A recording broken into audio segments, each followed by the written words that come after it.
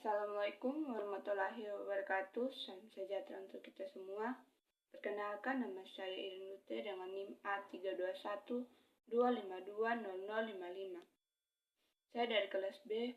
Tujuan saya membuat video ini untuk memenuhi tugas mata kuliah pengantar ilmu sosial dengan dosen pengampu Bapak Dr. Hasdin, SPD, MPD. Di sini saya akan menjelaskan secara singkat dua materi. Materi yang pertama, konsep antropologi. Materi yang kedua, konsep geografi. Konsep antropologi. Antropologi berasal dari kata antropos yang artinya manusia dan logos yang artinya ilmu.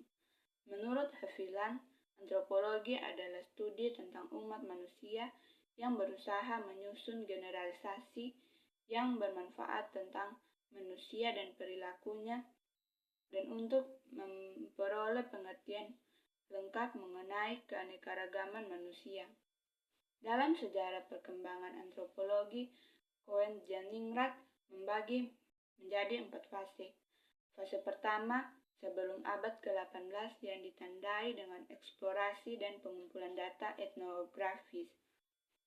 Fase kedua, pertengahan abad ke-19 yang didominasi oleh teori evolusionisme sosial.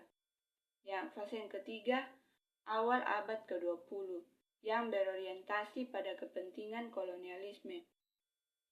Dan fase yang keempat, setelah 1930-an sebagai era pematangan dan pembaharuan antropologi pasca kolonialisme. Antropologi memiliki dua tujuan. Tujuan pertama yaitu tujuan akademis, memahami manusia secara menyeluruh baik fisik maupun budaya melalui studi sejarah dan evolusi. Tujuan yang kedua yaitu tujuan praktis, menerapkan pengetahuan antropologi untuk menganalisis dan menyelesaikan masalah masyarakat masa kini. Ruang lingkup antropologi, Haviland membagi menjadi 4 antropologi. Pertama, antropologi fisik. Kedua, antropologi budaya. Ketiga, antropologi arkeologi. Keempat, linguistik antropologi. Antropologi membantu memahami perubahan sosial dan globalisasi dengan mempelajari dampak globalisasi pada budaya dan struktur sosial masyarakat, serta bagaimana masyarakat lokal merespons dan beradaptasi. Antropologi mempelajari perubahan sosial dan budaya dengan metode etnografi, yaitu observasi langsung, wawancara, dan analisis data. Materi yang kedua yaitu konsep geografi. Geografi berasal dari bahasa Yunani yaitu geos yang artinya bumi dan graphein yang artinya menggambarkan. Secara harfiah, geografi berarti ilmu yang menggambarkan tentang bumi. Konsep geografi ada 10, yaitu lokasi, jarak, keterjangkauan, morfologi, aglomerasi, nilai kegunaan, interaksi dan interdependensi, diferensiasi area, pola, dan keterkaitan keruangan.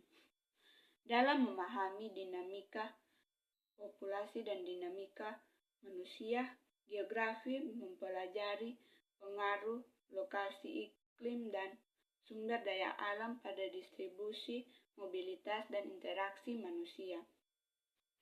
Contoh dari keterkaitan antar manusia dan lingkungan sekitarnya yaitu aktivitas pertanian yang mempengaruhi kualitas tanah dan air.